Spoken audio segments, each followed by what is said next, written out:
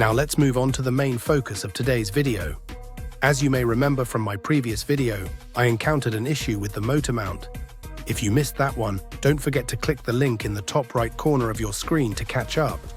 In short, I was able to resolve the initial problem, but it seems I've run into a new dilemma. Whenever I execute a significant jump, the rear section of the motor shifts due to the rear weight being suspended in mid-air. This movement negatively affects both the motor gears and the center differential gears. This is a common issue with many RC cars, even those from renowned brands, so just to clarify, I didn't cause this problem. As illustrated in the video, when I manipulate the back end of the motor, the alignment of the gears on the center differential and the motor becomes misaligned. This misalignment can cause serious issues over time.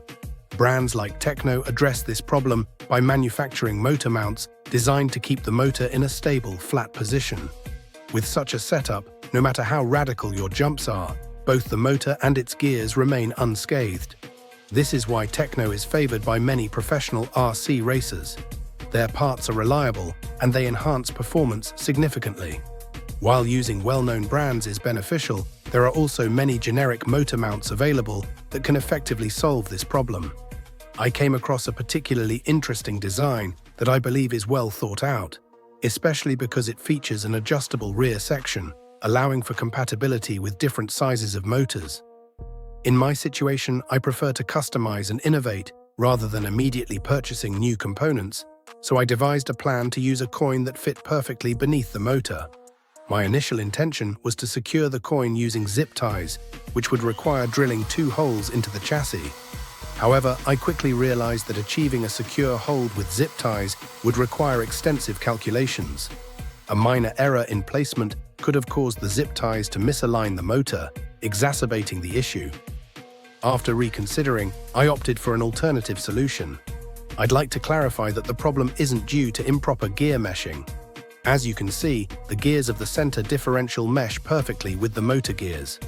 A quick test to confirm this is to gently flick the center differential. There should be only a slight play.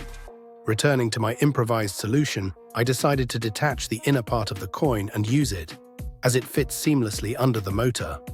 Although my original plan involved drilling into the chassis, I thought to myself, why complicate things when I'm planning to purchase a new RC car eventually? This particular vehicle is primarily for learning and experimentation. I turned to epoxy glue, applying it to create a stable yet removable bond. Given the high-stress environment of jumps and various maneuvers, this glue would hold firm unless a large amount of force was used to remove it. Once I positioned the coin beneath the motor, I held it in place for about 3 to 5 minutes to let the adhesive set properly. The bond turned out to be excellent, effectively linking the chassis and motor through the coin. It fit so perfectly that it felt almost designed for this very task. You'll notice that there's minimal to no movement when I attempt to shake the motor vigorously. This experience underscores the idea that in this hobby, you're not restricted to commercially available solutions. Creativity and resourcefulness are key. I encourage anyone new to this realm to adopt a similar mindset.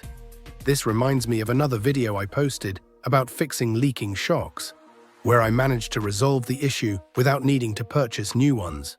The solution was surprisingly straightforward. To watch that video, don't forget to click the link in the top right corner of your screen. I took the initiative to find a suitable fix for holding the motor securely at the rear, and I'm quite pleased with the economical solution I arrived at for the time being.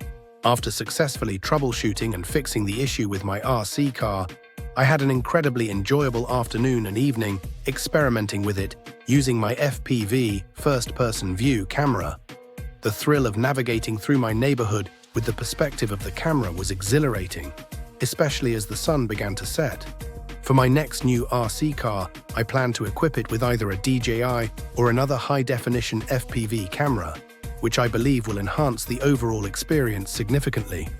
I'm excited about the potential for capturing stunning footage and live streaming my adventures as I drive. If you're curious to see the upcoming RC car build featuring this HD setup, or if you simply enjoy my affordable yet ingenious fixes for various RC vehicles, I'd love for you to subscribe to my channel. Thank you for taking the time to watch this video. Your support means a lot.